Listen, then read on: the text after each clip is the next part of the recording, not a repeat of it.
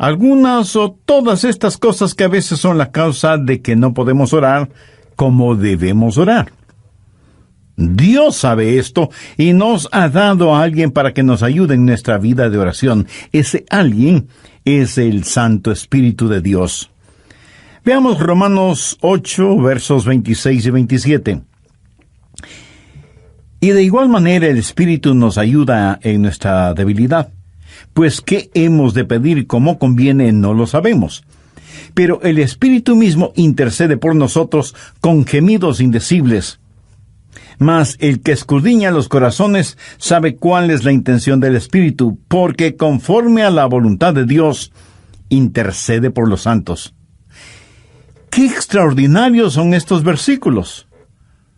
Ruego a Dios que nos ayude a entenderlos. Este es uno de varios textos en la Biblia que enseña que debemos orar en el Espíritu. Por ejemplo, Efesios 6:18, Pablo dice, orando en todo tiempo con toda oración y súplica en el Espíritu. No está hablando de oraciones emocionales, epidérmicas. Ni siquiera hace referencia a orar con energía. El apóstol está haciendo referencia al Espíritu Santo. Y en el clásico versículo 20 de Judas leemos, pero vosotros, amados, edificándoos sobre vuestra santísima fe, orando en el Espíritu Santo. El orar en la carne es fracasar. El orar en el Espíritu es tener éxito. Ahora, cuando hablo de la carne, usted sabe que no me refiero a nuestra piel, huesos, músculos, venas, nervios, glóbulos, células y las 1001 cosas que hacen o conforman nuestro cuerpo físico, que es la casa humana en la cual vivimos. En términos bíblicos, carne también quiere decir nuestra vieja naturaleza. ¿Alguna vez se ha preguntado por qué la iglesia primitiva fue capaz de hacer lo que hizo? Porque esa iglesia caminaba, por así decirlo, sobre sus rodillas. Esa iglesia fue poderosa porque fue poderosa en la oración. Y fue poderosa en la oración porque estaba llena del Espíritu Santo.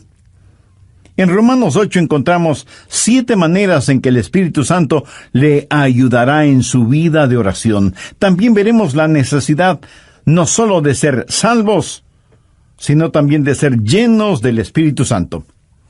Primero, el Espíritu Santo trabaja en la activación de su voluntad para orar.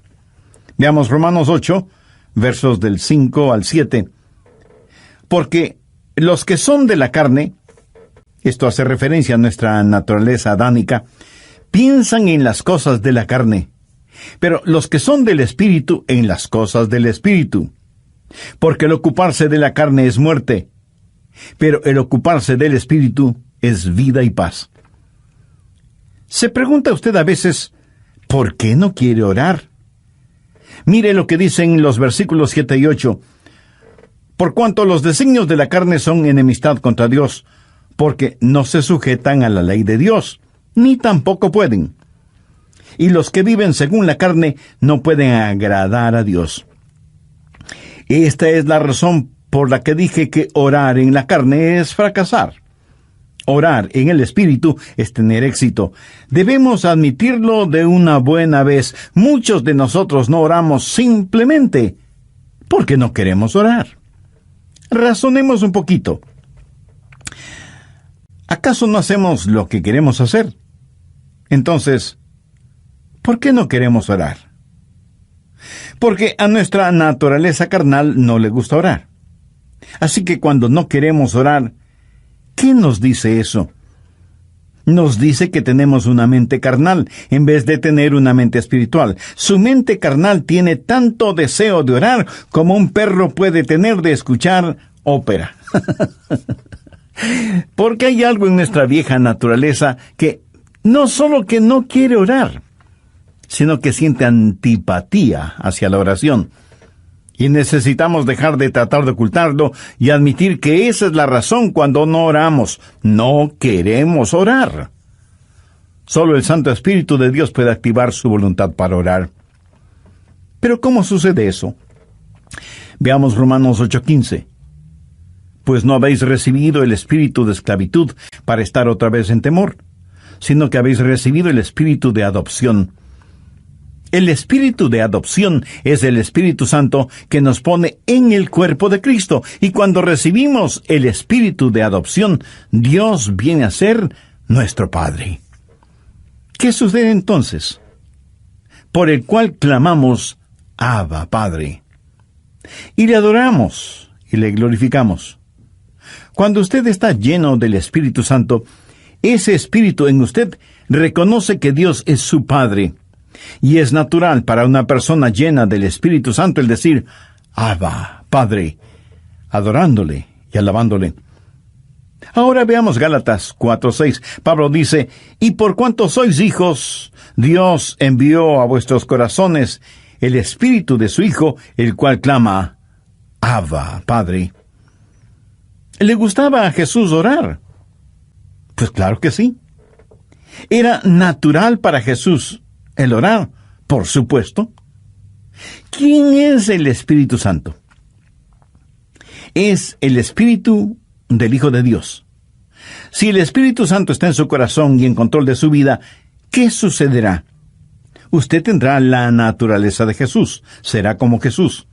Y así como fue normal y natural para Jesús el orar a Dios el Padre, también será para usted natural y normal el hacerlo.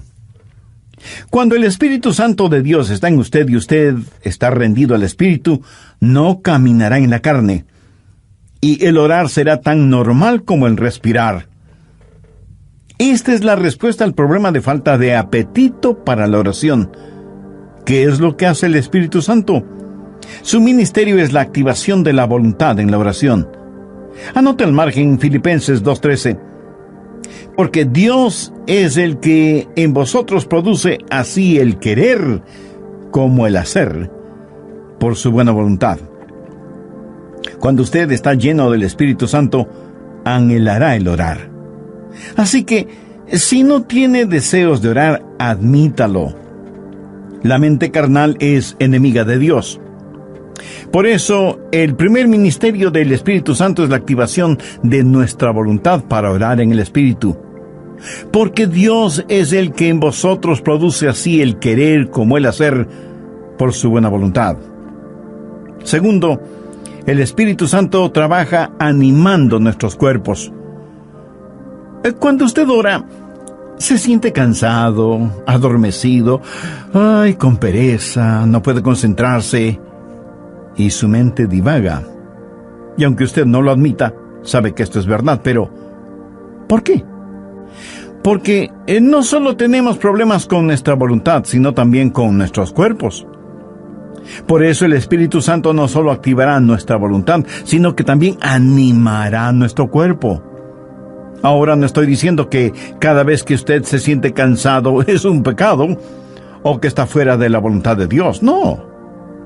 Hay un descanso que es legítimo. Aun Jesús les dijo a sus discípulos que descansaran por un momento. Y el mismo Señor Jesucristo una vez estuvo tan cansado que se quedó dormido en un barco en medio de una tormenta. De hecho, qué estupendo es estar cansado para poder dormir profundamente, ¿no le parece? Pero a veces, cuando va a orar, comienza a bostezar, y se siente medio dormido y su mente no puede concentrarse en la oración. De pronto en la televisión usted ve que su equipo favorito está jugando y como por arte de magia, usted está totalmente despierto y alerta. ¿Dónde entonces está el problema? Su problema no es físico. Es el diablo que, utilizando el cuerpo suyo, lo mantiene alejado de la oración. Recuerda lo que pasó en el jardín de Getsemaní. Mateo 26, los versos 40 y 41.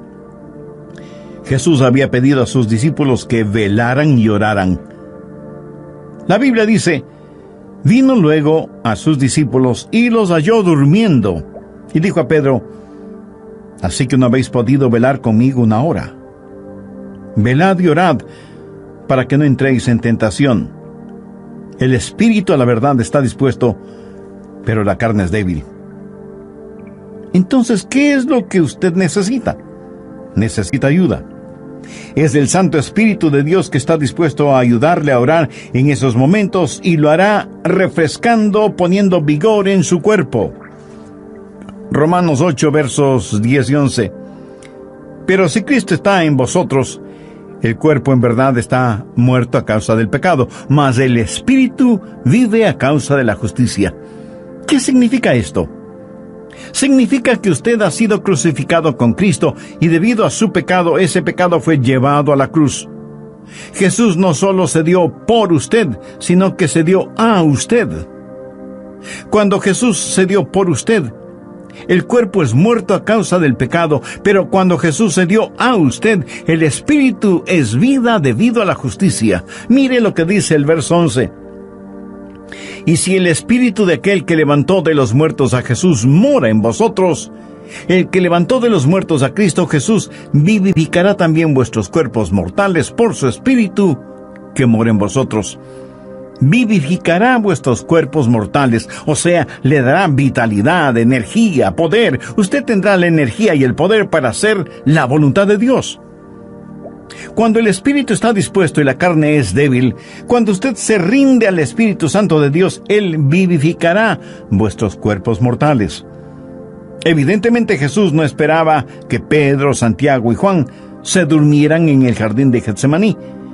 Pero la razón por la que ellos se durmieron es que estaban en la carne y no en el Espíritu.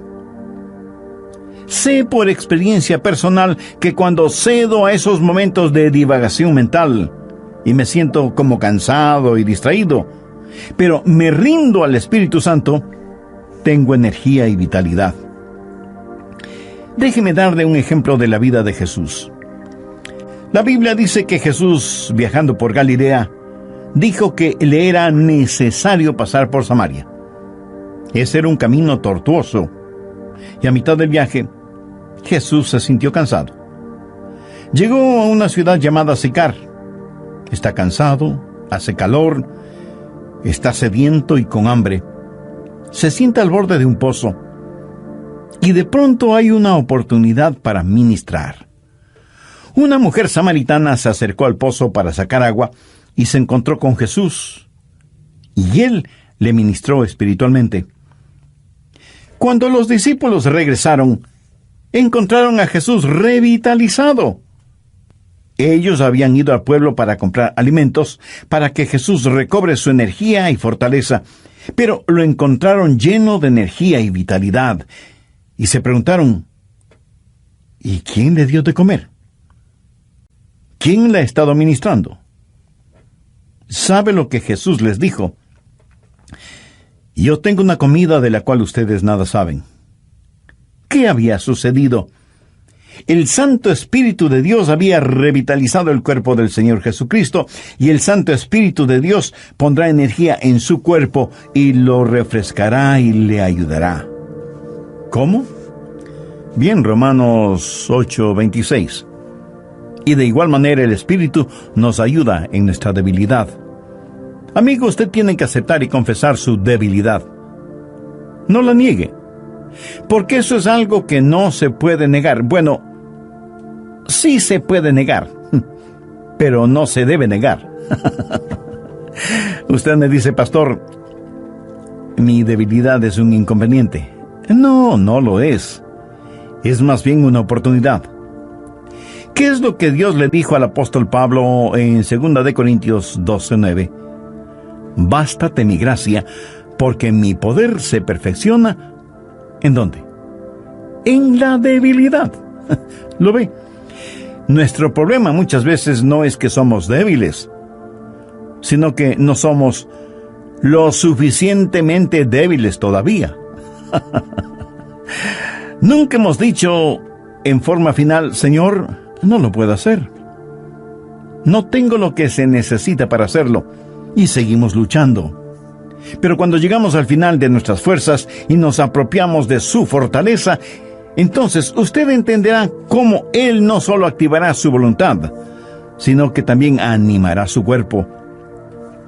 Verá, el plan de Dios es librarnos de nuestra autosuficiencia a fin de que nos entreguemos a su suficiencia. Por eso Él nos hace perpetuamente débiles para que podamos ser perpetuamente fuertes. La palabra ayuda en este verso 26 es una palabra muy interesante en el idioma griego. Puede significar el sostener algo. Por ejemplo, es usado cuando Marta le dijo a Jesús, refiriéndose a su hermana María, Jesús, ¿podrías decirle que venga a la cocina y me ayude? María esperaba que su hermana fuera a la cocina y le ayudara con las ollas y los sartenes y cucharas y cuchillos. Pero esta palabra también significa en vez de. Y esa es la forma en que el Espíritu Santo nos ayuda, junto con y en lugar de. Ahora, esto no es contradicción, aunque parecería serlo. Cuando usted está orando en el Espíritu, ¿quién está orando? ¿Usted o el Espíritu Santo de Dios en usted? La respuesta es sí. El Santo Espíritu de Dios está orando en lugar suyo, en vez de usted, pero está orando juntamente con usted. Usted no puede hacerlo sin Él. Él no lo hará sin usted. Qué compañerismo y qué privilegio el orar con el Espíritu Santo.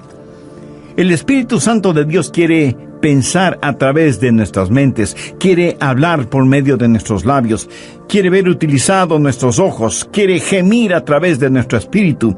Es el Espíritu Santo en el espíritu humano, junto con y en lugar de. ¿Tiene el Santo Espíritu de Dios en usted? Para tenerlo es necesario que usted haya recibido a Jesucristo en su corazón como su Salvador y Señor, porque Jesús prometió que daría, enviaría y sellaría con su Santo Espíritu a quienes, arrepintiéndose de sus pecados y aceptando el sacrificio de Jesucristo en la cruz del Calvario, lo reconocen como Salvador y Señor de sus vidas, y les dan la bienvenida para que Él habite y controle sus vidas. Usted puede hacer esa decisión este mismo momento. El Ministerio Bíblico Radial del Dr. Adrian Rogers. ¿Se ha encontrado alguna vez en la situación donde no sabe cómo orar por algo? Suponga que usted tiene una persona amada que está enferma. ¿Cómo va a orar por esa persona? Señor, sánala. Pero, ¿qué si Dios quiere llevarse a esa persona al cielo? Nosotros oramos, Dios, permite que se queden. Jesús ora, Padre, permite que vengan. ¿Alguna vez ha pensado en esto? Esta es la segunda parte del estudio bíblico, Cómo orar en el Espíritu, presentado por el Dr. Adrian Rogers en la voz del pastor Lenín de Llanón. En el programa anterior y basados en Romanos 8 comenzamos a estudiar 7 maneras en que el Espíritu Santo le ayudará en su vida de oración. Las 2 primeras fueron: primero, el Espíritu Santo trabaja en la activación de su voluntad para orar, y segundo, el Espíritu Santo trabaja animando nuestros cuerpos. Bien, prosigamos con el estudio de hoy. Tercero, el Espíritu Santo nos ayuda en la adaptación de nuestras peticiones. Otro de los problemas es que a veces sencillamente no sabemos orar como debemos orar. Miremos nuevamente lo que dice Romanos 8:26. Y de igual manera el Espíritu nos ayuda en nuestra debilidad, pues ¿qué hemos de pedir como conviene? No lo sabemos. Y eso es muy cierto. A veces sencillamente no sabemos qué pedir. Regresemos brevemente a Romanos 8:14. Porque todos los que son guiados por el Espíritu de Dios, estos son hijos de Dios. Todos tenemos cosas específicas por las cuales orar. Yo sé que debo orar por mi esposa, por nuestros hijos, por nuestros nietos. Sé que debo orar por mis hermanos pastores y por miembros de nuestra iglesia. Eso es parte de mi responsabilidad. Pero hay muchas cosas que no sé si debo orar por ellas o no. Quiero decir, yo no puedo orar por todas las cosas, porque en ese caso mi oración, en vez de ser como un poderoso río, será como un pantano estancado. Para que la oración sea efectiva, debe ser selectiva. Y aun cuando sepamos por qué orar, no sabemos cosas específicas por las cuales orar. Suponga que usted tiene una persona amada que está enferma. ¿Cómo va a orar por esa persona? Señor, sánala. Pero, ¿qué si Dios quiere llevarse a esa persona al cielo? Usted sabe lo que Jesús dijo, oró en Juan 17:24. Padre, aquellos que me has dado, quiero que donde yo estoy, también ellos estén conmigo, para que vean mi gloria. Nosotros oramos, Dios, permite que se queden. Jesús ora, Padre, permite que vengan. ¿Alguna vez usted ha pensado en eso? ¿Cuánta gente está orando por los perdidos? Por lo general, la gente ora por los enfermos. Y no solo oran por los enfermos, sino por los santos enfermos. Oran por su tía, que es una maravillosa creyente, o por el diácono Pérez, que es un genuino hombre de Dios, y piden que Dios les sane. Sí, es cierto. A veces Dios dirige nuestras oraciones en ese sentido. Pero ¿ha notado que a veces tenemos más interés en mantener a los santos fuera del cielo que a los perdidos fuera del infierno? Cuando oramos, no estamos agonizando para que los perdidos se salven. Cuando el apóstol Pablo, siendo todavía Saulo de Tarso, estaba sembrando el pánico entre los primeros cristianos y fue el perseguidor de la iglesia, prácticamente enviaba a los cristianos a la muerte. Él aún sostuvo las ropas de Esteban, el primer mártir cristiano, mientras este gran hombre de Dios era apedreado hasta la muerte. ¿Se imagina a esos preciosos hermanos y hermanas de la iglesia primitiva sufriendo el odio de Saulo de Tarso, perseguidos, echados en las cárceles, muchas veces asesinados? ¿Se imagina a esos creyentes orando, Señor, Saulo es un archienemigo de tu iglesia, ten la bondad de eliminarlo? Pero Dios no eliminó a Saulo, más bien lo salvó y lo convirtió en el gran apóstol Pablo. Permítame ilustrar este punto. Cerca de su casa seguramente hay un poste de luz y casi en la punta tiene un transformador que recibe un alto voltaje. Increíble. De ese transformador sale la energía eléctrica para su casa, y esa energía eléctrica sirve para que usted encienda las luces de casa y ponga a funcionar todos sus electrodomésticos y equipo electrónico. Esa corriente eléctrica también le sirve para que usted pueda poner un par de rebanadas de pan en la tostadora que quedarán doradas y calientitas. Ahora, escúcheme. Si el alto voltaje no pasara primero por el transformador y estuviera conectado directamente a la tostadora, su tostadora sería la tostada. El alto voltaje es controlado en el transformador. Es la misma energía, pero transformada. Escúcheme. El Santo Espíritu de Dios es como el transformador. Toma nuestras oraciones. Dios ve nuestro corazón y es el mismo Espíritu que hace intercesión por nosotros de acuerdo a la voluntad de Dios. En Romanos 8:27 leemos: mas el que escudriña los corazones sabe cuál es la intención del Espíritu, porque conforme a la voluntad de Dios intercede por los santos. Cuarto, el Espíritu Santo nos ayuda en la administración de nuestro acceso a Dios. Verá, usted no se presenta súbitamente delante de Dios. Y lo que voy a decir a lo mejor lo sorprenda. Usted necesita que alguien lo lleve a la presencia de Dios y le dé acceso hacia Él. ¿Qué es lo que dice Romanos 8, 14, 15? Porque todos los que son guiados por el Espíritu de Dios, estos son hijos de Dios. Pues no habéis recibido el espíritu de esclavitud para estar otra vez en temor, sino que habéis recibido el espíritu de adopción por el cual clamamos, Abba, Padre. Eso significa que es el Espíritu Santo de Dios el que nos da acceso. Pero algunas veces esos pensamientos son demasiado pesados para ese vehículo.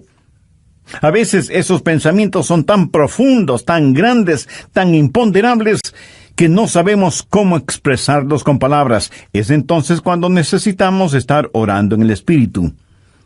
Veamos Romanos 8:26, la parte final del versículo. Pero el Espíritu mismo intercede por nosotros con gemidos indecibles. Cuando nuestros pensamientos son tan profundos que no podemos expresarlos con palabras, entonces el Espíritu Santo le dice a Dios lo que nosotros no podemos verbalizar. ¿Sabe usted que hay una manera de orar sin palabras? De acuerdo al versículo que acabamos de leer, ¿quién es el que emite gemidos indecibles? Es el Espíritu Santo fundido con el espíritu humano. La palabra gemido en el original significa dolores de parto. Si alguna vez ha estado cerca de una mujer que está dando a luz, la habrá escuchado dando gemidos de parto. Pero ¿sabe qué es ese gemido? Es un gemido de dolor transfigurado por la esperanza. Y eso es exactamente lo que es la oración, dolor transfigurado en esperanza. Romanos 8:22 dice, porque sabemos que toda la creación gime a una, y aún está con dolores de parto hasta ahora. Ahora, note lo que dice el verso 23.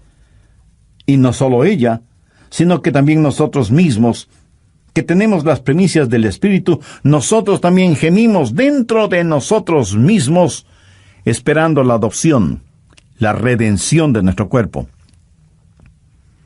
Nuestros cuerpos aún no han sido redimidos. Nuestra alma ha sido redimida. Nuestro espíritu ha sido redimido. Pero nuestro cuerpo todavía no ha sido redimido. Por lo tanto, vivimos en un mundo lleno de gemidos y de dolores y de enfermedades y de llanto y de muerte. Todo está alrededor nuestro. Y sea usted salvo o no es inmune a esta realidad. No piense que, porque usted es salvo, no habrá dolor ni sufrimiento. En los versos 22 y 23, Pablo dice, porque sabemos que toda la creación gime, y aún está con dolores de parto hasta ahora.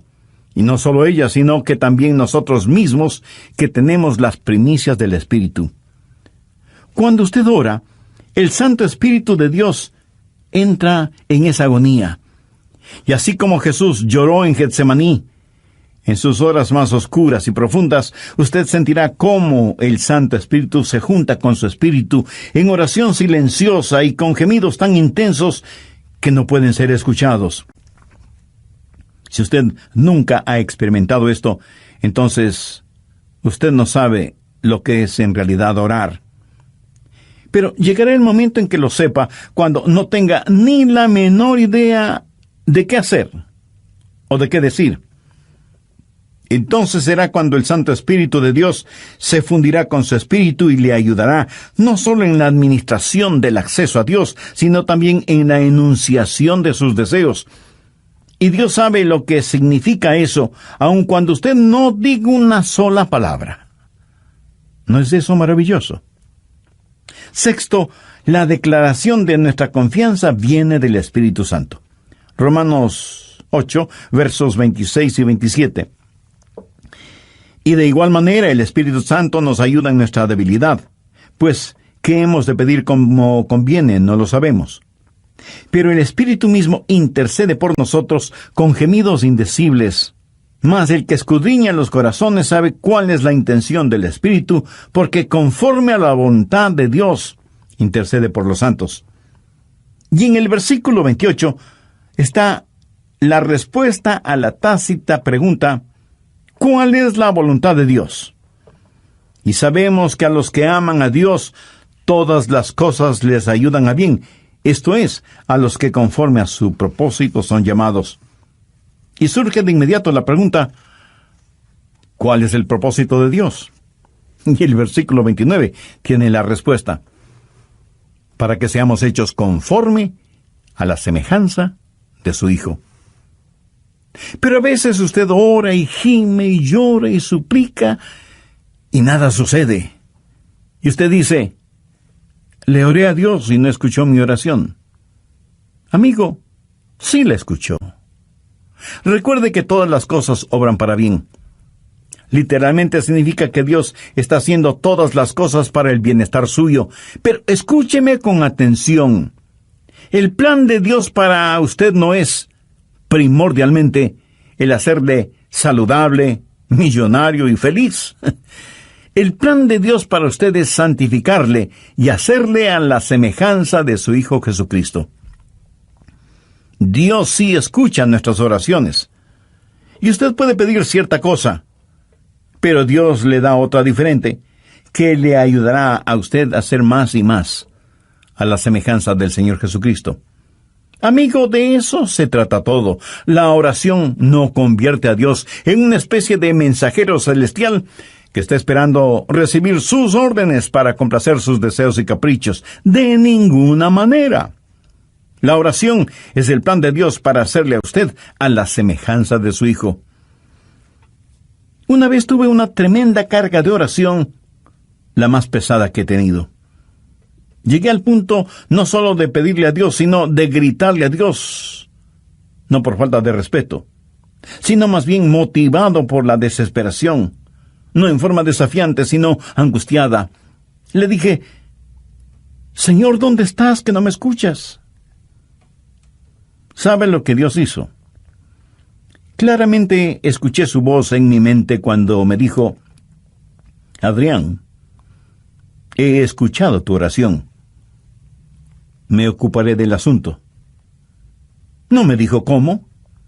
Solamente me dijo que no me preocupara, que Él se encargaría de todo. Ese es el significado de Romanos 8:28, y sabemos que a los que aman a Dios todas las cosas les ayudan a bien, esto es, a los que conforme a su propósito son llamados. Esa es una declaración de nuestra confianza. Séptimo, cuando oramos en el Espíritu, hay una amplificación de nuestra victoria. Permítame que le diga un secreto. Al diablo no le gusta que usted ore. Miremos lo que dice Romanos 8, 31 y 32. ¿Qué pues diremos a esto? Si Dios es por nosotros, ¿quién contra nosotros? El que no escatimó ni a su propio Hijo, sino que lo entregó por todos nosotros, ¿cómo no nos dará también con Él todas las cosas? El diablo hará no solamente lo posible, sino hasta lo imposible para impedir que usted ore. Cuando ora, tenga la seguridad que sentirá el ataque de Satanás. Toda la artillería del infierno está en su contra cuando ora. ¿Por qué? Creo que el diablo les dice a sus demonios, muchachos, vamos a evitar como sea que... Y aquí él dirá su nombre, Juan, Rosa, Pedro, María, o como usted se llame. Se concentra en la oración. Si él o ella no pueden orar, les venceremos siempre. Pero si logran orar, ellos nos vencerán siempre. Amigos, Satanás está en su contra, es su enemigo, pero si Dios es por nosotros, ¿quién contra nosotros? Por eso usted no puede orar en la carne, porque si lo hace así será presa fácil de Satanás. Pero cuando ora en el Espíritu, si Dios está con usted, ¿quién puede estar en su contra? Escúcheme. Si usted todavía no es un creyente en el Señor Jesucristo, este momento puede ser el más extraordinario de su vida si lo acepta como Salvador y Señor. Este momento puede ser el primer instante de su nueva vida. Hoy puede abrir su corazón al Señor, tener el perdón de sus pecados y tener al Santo Espíritu de Dios morando en usted y ayudándole a orar y a ser la clase de persona que Dios quiere que usted sea, y dándole la absoluta seguridad de que cuando muera, irá a estar con Jesús en el cielo. Cuando el carcelero que cuidaba a Pablo y a Silas les preguntó, señores, ¿qué debo hacer para ser salvo? Ellos dijeron, cree en el Señor Jesucristo, y serás salvo tú y tu casa. Esa palabra creer no significa un creer intelectual o académico, significa confiar.